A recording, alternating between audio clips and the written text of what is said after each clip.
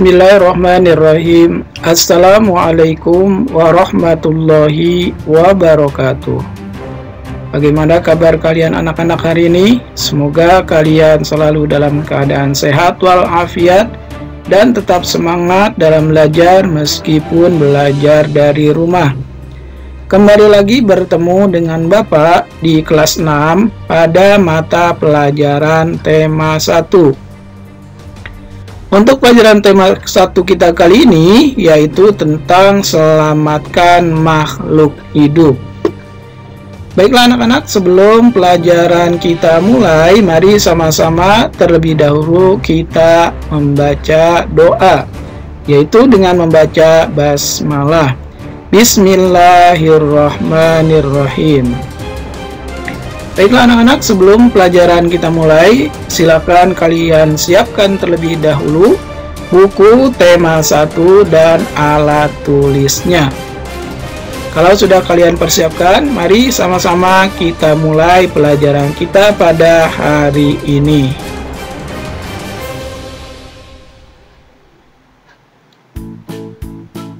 Hari ini kita akan belajar tentang subtema 1, tumbuhan sahabatku. Pada pembelajaran kali ini, yaitu pada pembelajaran yang pertama. Perhatikan berbagai tumbuhan di sekitarmu. Nah, kira-kira apa manfaat tumbuhan bagi kehidupan?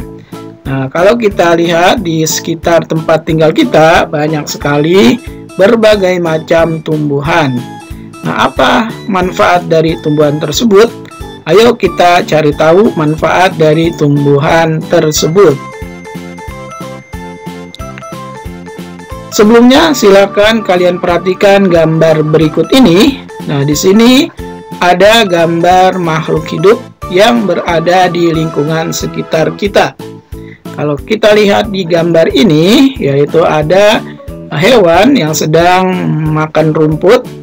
Ya, di situ juga ada manusia atau orang-orang yang sedang beraktivitas yang berkaitan tentang menjaga atau kegiatan yang dilakukan di lingkungan. Dari gambar tersebut dapat kita simpulkan bahwa manfaat tumbuhan bagi makhluk hidup, khususnya hewan dan manusia, yaitu sebagai berikut. Manfaat tumbuhan bagi manusia dan hewan diantaranya: yang pertama, sebagai bahan makanan.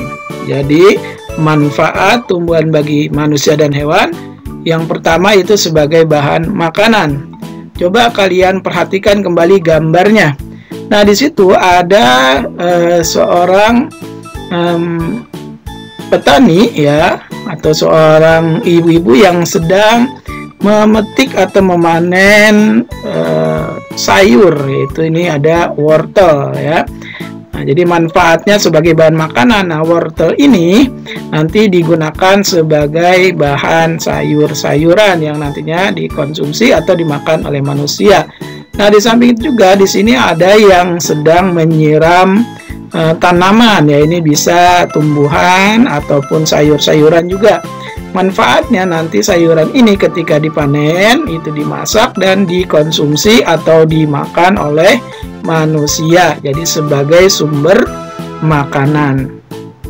Selain sebagai sumber makanan bagi manusia, ternyata tumbuhan juga sebagai sumber makanan bagi hewan.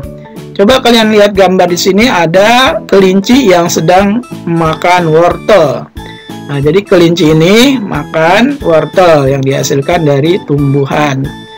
Nah, terus ada juga di sini ada ayam ya, sekelompok ayam yang sedang makan. Nah, makanan ayam biasanya berupa beras yang berasal dari padi atau biji-bijian. Ini manfaatnya sebagai sumber makanan bagi hewan. Kalian lihat juga pada gambar di sini ada sapi atau kerbau yang sedang memakan rumput. Nah, jadi manfaat tumbuhan di sini sebagai bahan makanan bagi sapi atau kerbau. Ini sebagai sumber makanan bagi hewan. Nah, di samping juga di sini ada burung. Burung itu biasanya makan biji-bijian atau makan padi. Jadi manfaatnya juga sebagai sumber makanan bagi hewan. Selanjutnya, apalagi manfaat tumbuhan bagi manusia dan hewan? Yang selanjutnya sebagai penghasil oksigen. Ya, jadi tumbuhan ini menghasilkan oksigen. Oksigen itu dimanfaatkan untuk makhluk hidup sebagai untuk pernapasan. Ya, jadi oksigen ini dibutuhkan oleh makhluk hidup, baik itu manusia atau hewan, untuk pernapasan. Dari mana oksigen dihasilkan? Dari tumbuhan. Selanjutnya, apalagi manfaatnya? Sebagai tempat tinggal hewan. Ya, kita lihat di sini. Biasanya burung itu membuat sarang di atas pohon atau di semak-semak, nah itu di tumbuh-tumbuhan. Jadi manfaatnya sebagai tempat tinggal hewan. Biasanya di hutan juga banyak tumbuhan atau tanaman yang di situ banyak terdapat hewan-hewan yang tinggal di pohon tersebut. Nah, itulah manfaat tumbuhan bagi manusia dan hewan. Nah, untuk itu kita harus menjaga dan melestarikan tumbuhan yang ada di lingkungan kita. Ya, baik itu yang sifatnya besar seperti hutan atau tanaman-tanaman yang kecil, ya, yang sifatnya kecil seperti di lingkungan kita. Biasanya kita di sekitar rumah menanam tanaman bunga atau tanaman-tanaman sayuran, cabai dan sebagainya. Kita harus melestarikan, menjaga dan merawatnya karena sebagai sumber makanan bagi manusia dan juga hewan. Jadi kita jaga kelestarian tumbuhan tersebut. Di samping itu juga tumbuhan dapat membuat suasana lingkungan menjadi adem, ya, sejuk dan segar karena ada tumbuhan. Kenapa? Karena kalau tidak ada tumbuhan, maka lingkungan kita akan terasa panas dan gersang. Jadi sekali lagi, mari sama-sama kita lestarikan, kita jaga dan rawat tumbuhan dengan sebaik-baiknya. Itulah manfaat tumbuhan bagi manusia dan hewan.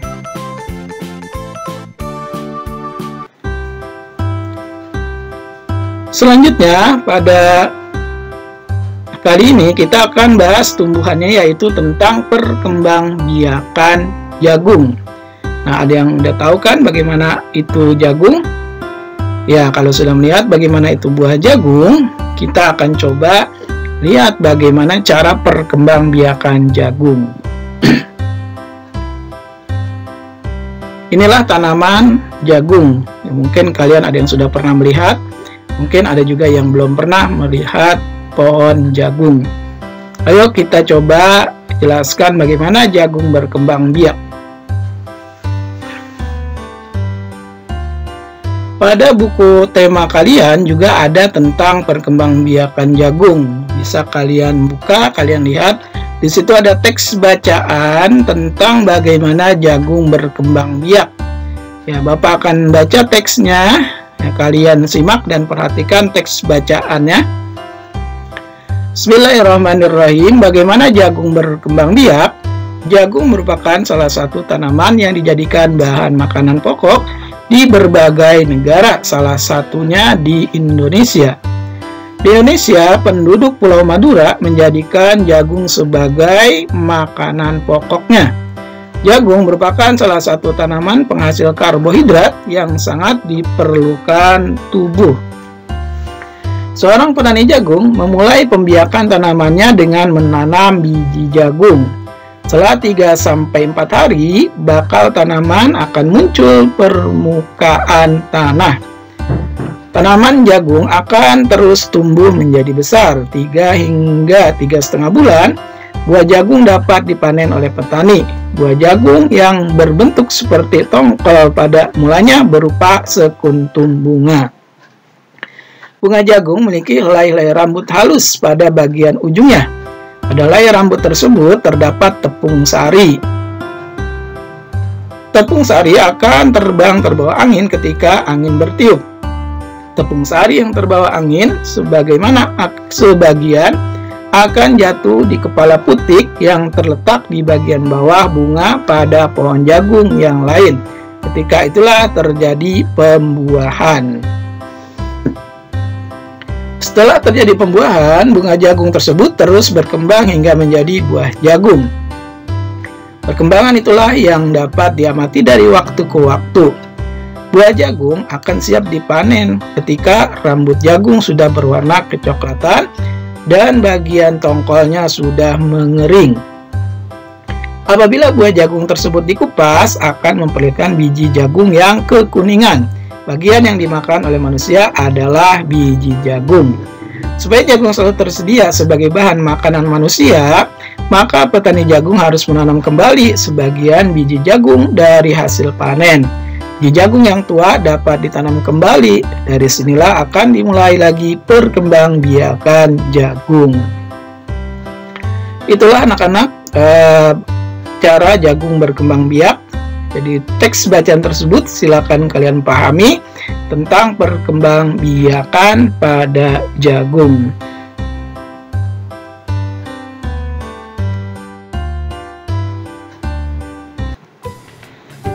Selanjutnya ada pada halaman berikutnya kita diperintahkan untuk mencari informasi penting dari teks yang berjudul bagaimana jagung berkembang biak. Nah, di sini ada diagram. Apa yang harus kita cari? Kita disuruh mencari ide pokok, ya, ide pokok dari teks bacaan yang berjudul bagaimana jagung berkembang biak. Nah, jadi nanti kita akan cari paragraf 1 sampai dengan paragraf 5 dari teks bacaan bagaimana jagung berkembang biak. Kita akan mencari ide pokok. Nah, di mana sih letak ide pokok? Letak ide pokok pada paragraf itu biasanya umumnya berada di awal, ya. Tetapi ada juga yang terletak di tengah maupun di akhir bacaan. Tapi umumnya itu terletak di awal bacaan. Nah, untuk lebih jelasnya bagaimana mencari ide pokok paragraf, mari sama-sama kita coba jelaskan mencari ide pokok dari teks bacaan bagaimana jagung berkembang biak. Nah, pada buku tema 1 kalian nanti bisa kalian tulis tuh ide pokok paragrafnya. Mari kita mulai.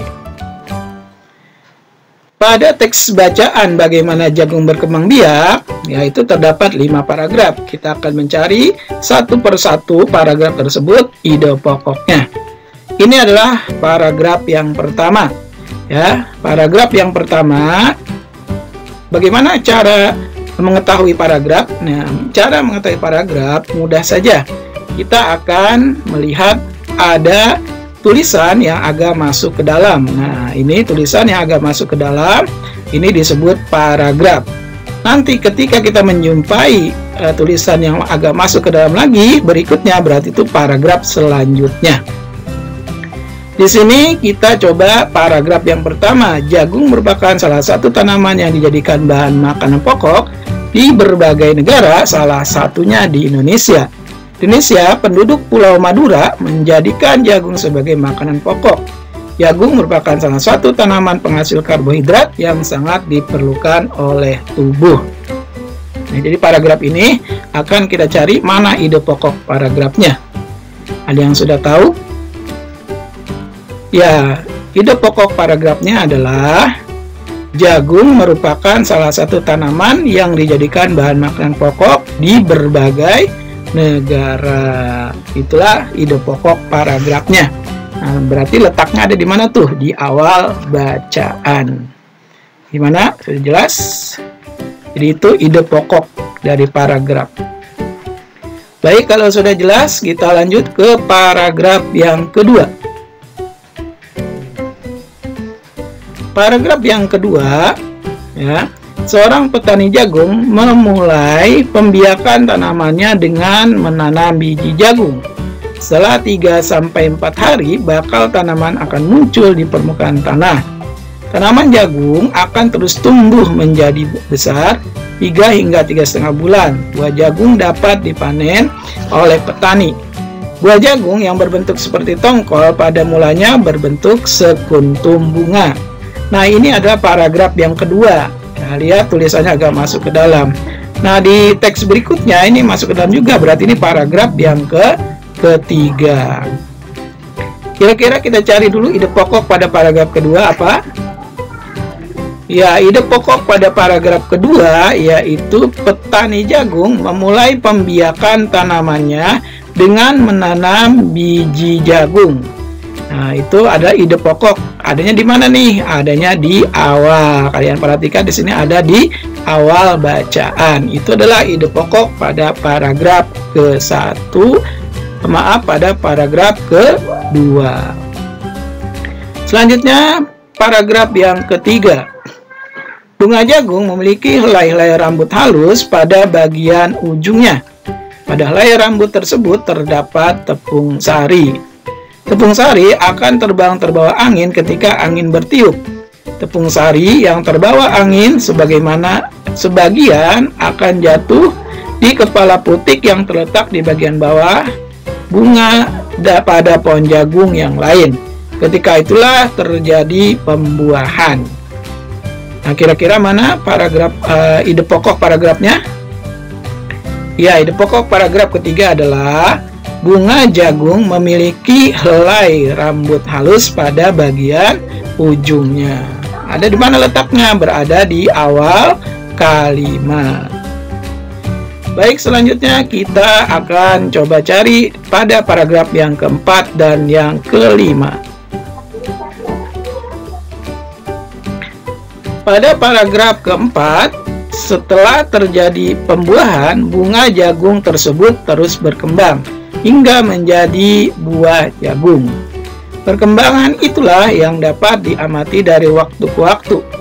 Buah jagung akan siap dipanen ketika rambut jagung sudah berwarna kecoklatan dan bagian tongkolnya sudah mengering. Apabila buah jagung tersebut dikupas, akan memperlihatkan biji jagung yang kekuningan. Bagian yang dimakan oleh manusia adalah biji jagung. Ini adalah paragraf yang keempat, ya. Mana ide pokok paragrafnya? Ya, ide pokoknya adalah setelah terjadi pembuahan, bunga jagung tersebut terus berkembang hingga menjadi buah jagung. Itu adalah ide pokok paragraf keempat. Ada di mana letaknya? Di awal kalimat. Selanjutnya, paragraf yang kelima. Supaya jagung selalu tersedia sebagai bahan makanan manusia, maka petani jagung harus menanam kembali sebagian biji jagung dari hasil panen. Biji jagung yang tua dapat ditanam kembali. Dari sinilah akan mulai lagi perkembangbiakan jagung. Mana pokok paragraf kelimanya? Ya, pokok paragraf kelimanya adalah supaya jagung selalu tersedia sebagai bahan makanan manusia, maka petani jagung harus menanam kembali sebagian biji jagung dari hasil panen. Jadi ketika jagung sudah dipanen, itu tidak dikonsumsi atau tidak dimakan semuanya oleh manusia, tetapi sebagian dipisahkan untuk berkembang biak kembali atau ditanam kembali. Jadi jagung yang sudah panen sebagian dikonsumsi atau dimakan oleh manusia, dan sebagian lagi dibuat bibit untuk ditanam kembali supaya jagung ini tidak habis tapi tetap berkembang biak terus menerus. Nah, itulah ide pokok paragraf. Jadi ketika kalian nanti mencari ide pokok paragraf, ya, kalian akan tentukan dulu paragraf itu yang mana. Ya, jadi paragraf itu adalah tulisan yang agak menjorok atau masuk ke dalam itu paragraf. Nah, teks bacanya tinggal kalian lihat itu ada berapa paragraf. Kalau tulisan yang masuk ke dalamnya itu ada 5, berarti 5 paragraf. Kalau teks bacanya itu tulisan yang agak masuk ke dalamnya itu 4, berarti 4 paragraf. Jadi tinggal kalian lihat dulu ada berapa paragraf. Setelah kalian tentukan berapa jumlah paragrafnya, baru kalian tentukan ide pokok masing-masing paragraf. Biasanya terletak di awal bacaan. Itulah cara menentukan ide pokok paragraf dari suatu teks bacaan. Gimana, sudah jelas? Ya, kalau masih kurang jelas, bisa nanti kalian putar ulang kembali videonya sambil kalian simak dan perhatikan sebaik-baiknya.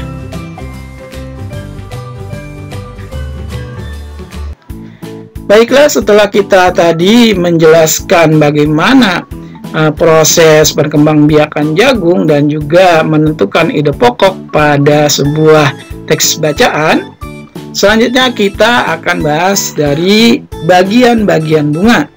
Ya, jadi perkembangbiakan pada tumbuhan itu tidak terlepas dari bagian-bagian bunga sebagai alat perkembangbiakannya. Coba kalian amati gambar bunga berikut ini. Nah, pada gambar bunga berikut ini ada bagian-bagian bunganya. Kita akan coba jelaskan ya fungsi dari bagian-bagian bunga. Nah, di sini sudah jelas sekali. Yang pertama yaitu mahkota bunga. Nah, di sini kalian lihat mahkota bunga ini letaknya berada di atas nih. Biasanya bunga kan ada yang berwarna merah, ada yang berwarna kuning, ada yang warna putih. Nah, itu warna itu adalah mahkota. Nah, mahkota itu fungsinya untuk apa? Fungsi mahkota sebagai yaitu penarik ya, penarik atau pemikat dari serangga. Biasanya serangga itu akan melihat warna bunga dan dia akan tertarik untuk hinggap pada bunga tersebut. Begitupun kita, ketika kita melihat bunga, itu kita akan melihat bunga yang berwarna, oh bunga ini berwarna merah. Nah, itulah mahkotanya sebagai daya tarik pada bunga. Selanjutnya ada kepala sari ya, kepala sari. Nah, ini ada di atas, biasa di bunga sempurna. Ada di bunga sepatu ya, di bunga sepatu bisa kalian lihat tuh pohonan bunga sepatu. Ada yang berwarna merah, ada yang warna pink, ada yang berwarna putih juga ada. Nah, ini namanya kepala sari. Nanti di kepala sari ini ada serbuknya ya, di dalamnya ada serbuk-serbuk sarinya. Itu. Nah, kepala sari itu untuk membantu perkembangbiakan atau pembuahan atau penyerbukan pada tanaman berbunga. Selanjutnya ini ada benang sari ya, benang sari. Benang sari apa fungsinya? Benang sari sebagai penghasil dari serbuk sari ya. Benang sari ini disebut sebagai sel kelamin jantan pada bunga. Jadi sel kelamin jantan pada bunga adalah benang sari. Selanjutnya yaitu kepala putik. Nah, kepala putik letaknya ada di tengah nih. Ya, kepala putik ini letaknya berada di tengah. Ya, kepala putik ini sebagai sel kelamin betina. Ya, kalau benang sari sel kelamin jantan, kalau kepala putik sel kelamin betina. Apa fungsinya? Nah, nanti serbuk sari yang berasal dari kepala sari dan benang sari ini akan jatuh ke kepala putik. Nah, itu yang disebut dengan penyerbukan. Nah, jadi penyerbukan terjadi karena serbuk sari ini jatuh ke kepala putik. Selanjutnya yaitu ada tangkai putik. Nah, ini ada tangkai putik ya. Berikutnya ada bakal biji. Nah, jadi nanti serbuk sari yang jatuh ke kepala putik kemudian menuju ke tangkai putik nanti akan masuk ke bagian dalam ini nanti membentuk bakal biji. Nah, bakal biji ini yang nanti sebagai proses untuk perkembangbiakan tanaman berikutnya ya. Selanjutnya ada tangkai bunga. Yang namanya bunga yang menempel pada batang tumbuhan itu tangkainya. Nah, biasanya kita memegang bunga itu megang tangkai bunga, itu fungsinya ya, menempelkan dari bunga tersebut ke batang tumbuhan. Selanjutnya ada dasar bunga. Dasar bunga itu bagian bawah bunganya ya, dasar bunganya. Nah, di bagian ini namanya dasar bunga. Berikutnya ada kelopak ya, daun kelopak biasanya itu berada di bagian bawah bunga, ada daun yang kecil itu namanya daun kelopak. Nah, kalau yang menempel pada tanaman bunganya, pohonnya itu namanya daun tumbuhan. Kalau yang menempel pada bunga namanya kelopak ya, daun kelopak. Itulah bagian-bagian bunga sempurna. Jadi ini adalah bagian-bagian bunga sempurna yang mana berfungsi untuk membantu proses penyerbukan pada bunga yang nantinya menghasilkan buah dan juga biji. Kenapa misalnya pada pohon jagung tadi ya, berbuah jagung itu asalnya dari serbuk sari pada bunga jagung itu terbang tertiup angin terus jatuh ke kepala putik pada bunga jagung tersebut sehingga jagungnya menjadi berbuah. Nah, itulah proses penyerbukan pada pohon jagung. Ini adalah bagian-bagian bunga sempurnanya. Selanjutnya kita akan lihat bagaimana sih proses penyerbukan itu.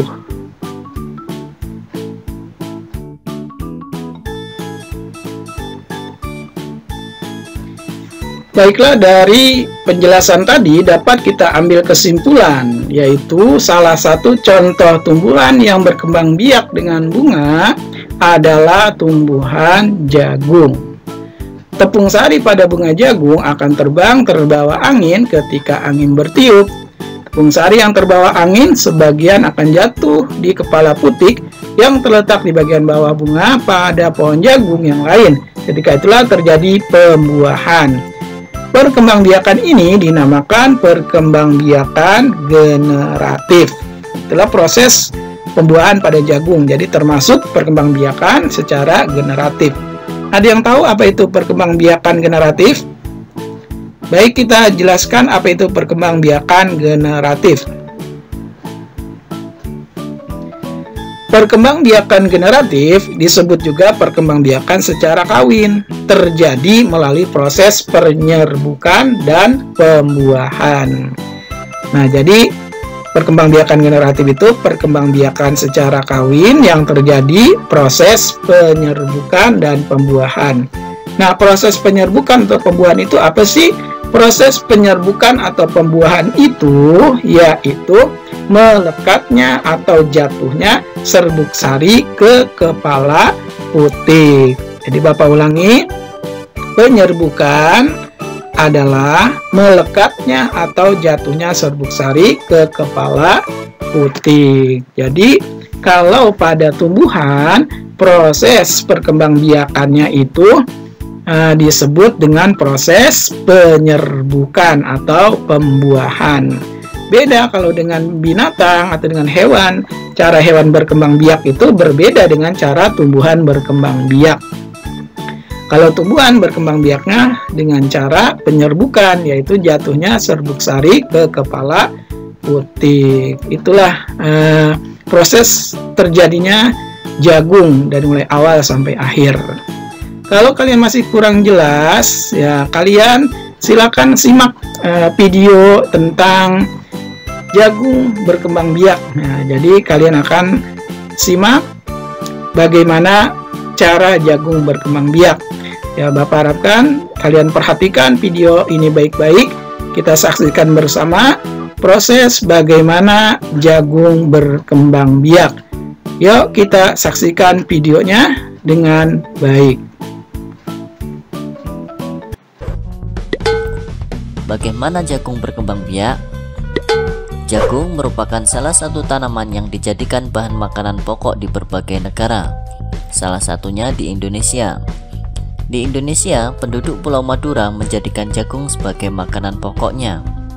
Jagung merupakan salah satu tanaman penghasil karbohidrat yang sangat diperlukan oleh tubuh. Seorang petani jagung memulai pembiakan tanamannya dengan menanam biji jagung. Setelah 3-4 hari, bakal tanaman akan muncul di permukaan tanah.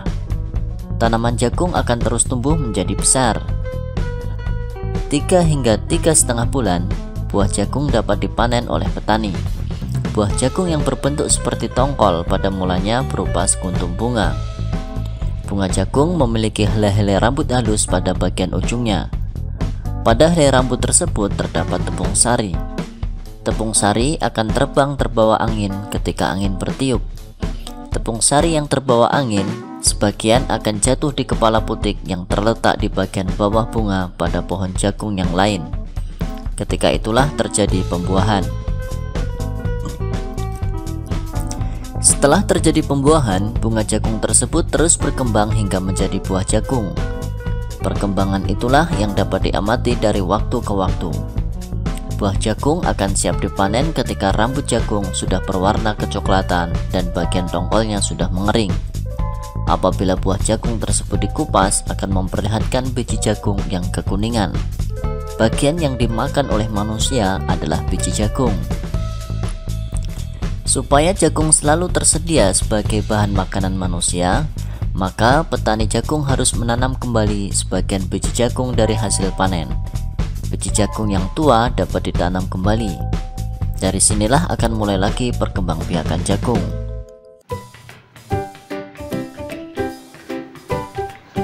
Baiklah anak-anak, bagaimana videonya tentang perkembangbiakan jagung? Apakah sudah jelas? Nah, seperti itulah proses bagaimana jagung berkembang biak. Ya, jadi mulai dari awal sampai dengan berbuah jagung itu melalui tahapan-tahapan atau proses yang disebut dengan penyerbukan. Oke anak-anak, selanjutnya Bapak akan kasih tugas kamu untuk hari ini. Tugas kamu hari ini adalah gambarlah bunga di bawah ini beserta bagian-bagiannya pada buku tulis tema 1.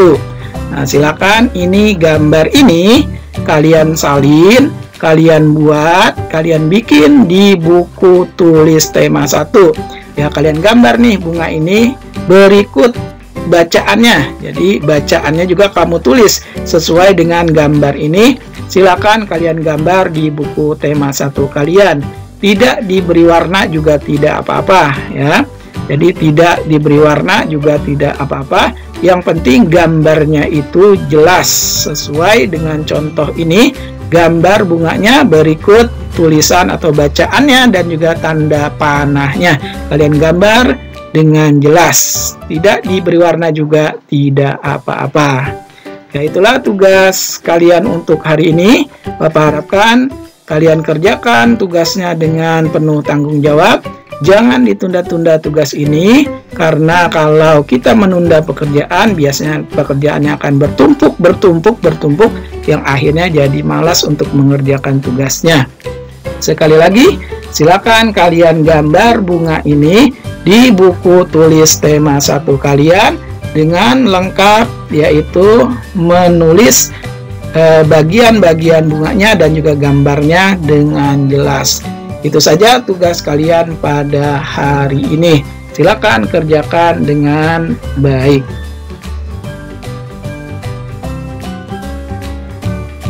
Baiklah anak-anak, demikian untuk pelajaran tema 1 kita pada hari ini. Bapak ucapkan selamat belajar dan tetap semangat. Terima kasih. Wassalamualaikum warahmatullahi wabarakatuh.